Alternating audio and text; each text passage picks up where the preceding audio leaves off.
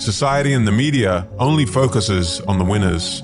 Try Googling actors that never made it, or people who failed in life after dropping out of college, and you won't have much luck finding anything useful. For every rock star, there are thousands of people in the cemetery of failure who never made it. For every startup business, there are thousands of failed startups.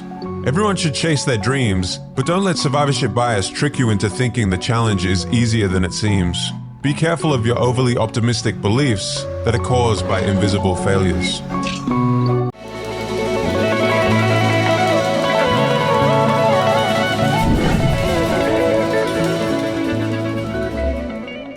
For Thinking Traps That Make Your Life Harder, Part 3. We all make mistakes, and it's a good thing, because without them, we can't learn from our errors. In fact, most of the time these biases are so small that they don't affect us in any significant way. However, some cases are more severe and we can lose big amounts of money or health depending on how we handle them. Fortunately for you, thanks to our expertise in cognitive biases, we provide you with a clear way of avoiding such unpleasant situations. Let's take a look around.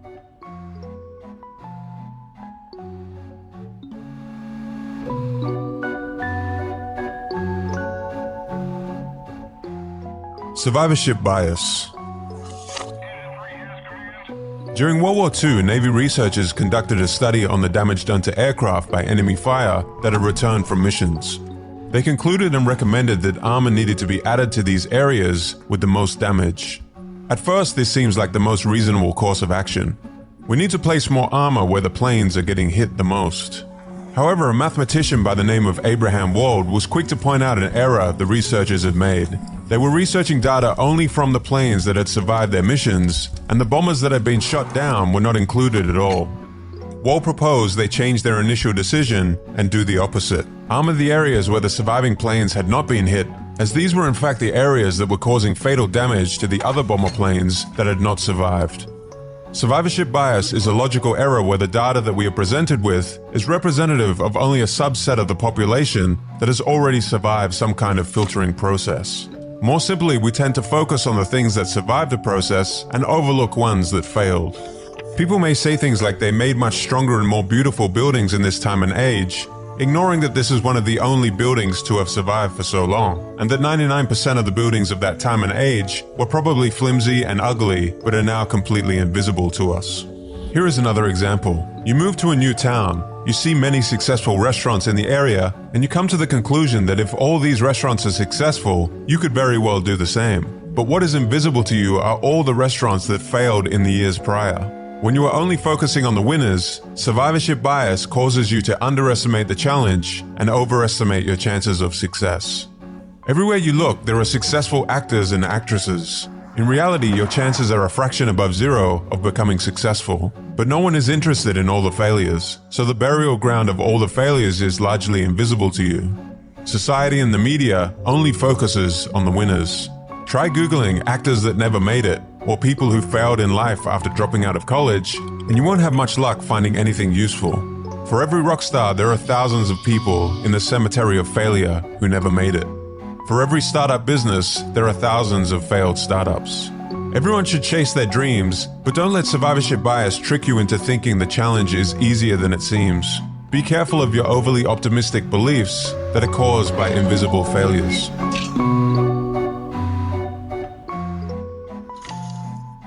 Self-serving bias and fundamental attribution error.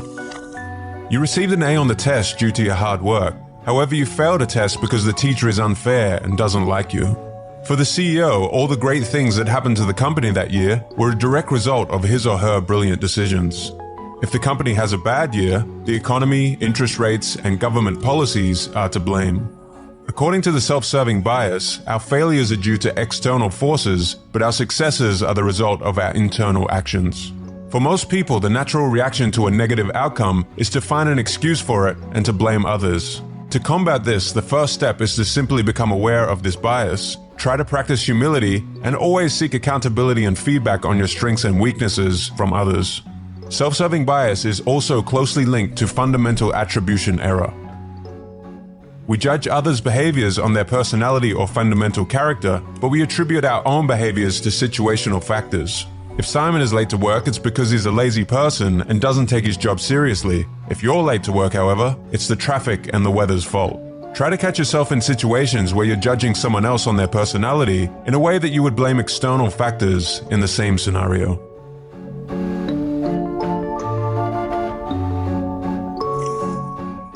Hindsight bias. You have probably encountered people who are constantly saying, "I knew that was going to happen. I knew that stock was going to fall. I knew she was going to lose the election. I knew Jack and Mary were going to break up." They are always experts after the event has occurred. This is hindsight bias, otherwise known as the "I told you so" phenomenon. When we look at past events, everything seems clear and inevitable. Imagine you're a computer with a virus, the hindsight bias, that causes you to write over past information. As a result of this virus, you are unable to reconstruct previous states of knowledge. Every time your operating system updates to a new version of life, you lose a lot of your ability to recall in memory what you believed in the past. We think our memories are clear, but in reality we are poor at remembering the past accurately. The hindsight bias is a memory distorter. Memories of what you actually said or believed before the event are distorted to try and make your past opinions or beliefs more in line with what actually transpired. Here is an example. This is what you actually believed before an election. The results you observed get updated in your brain. The virus gets to work, and now when you go back to that memory, it has been distorted. And the memory distortion always distorts in your favor. This causes people to misremember things they said, their past opinions, and makes people overconfident in explaining all the reasons why something happened. The events leading up to World War II at the time on the ground probably looked something like this, but after the fact, with hindsight, people put it all into a neat sequence of events that people should have seen coming. Hindsight bias is especially harmful to decision makers, doctors, coaches, CEOs, and financial advisors, because onlookers don't judge the person on the soundness of their decision making, but on whether the outcome was good or bad. We blame good decision making that led to a bad result, but we praise bad decision making that led to a good result. It is easy for us to blame when we know all the facts of what transpired. We oversimplify the past when at the time there was doubt, uncertainty, or complexity. People tend to get down on themselves saying things like, "How could I be so stupid? I should have seen this coming," when actually they made sound judgments with the information that was available to them at the time. Don't worry, Mel, the mistake seems obvious now, but it is just hindsight. You could not have known in advance. "See, I told you this exact thing was going to happen." "Are you sure? I remember you saying something quite different."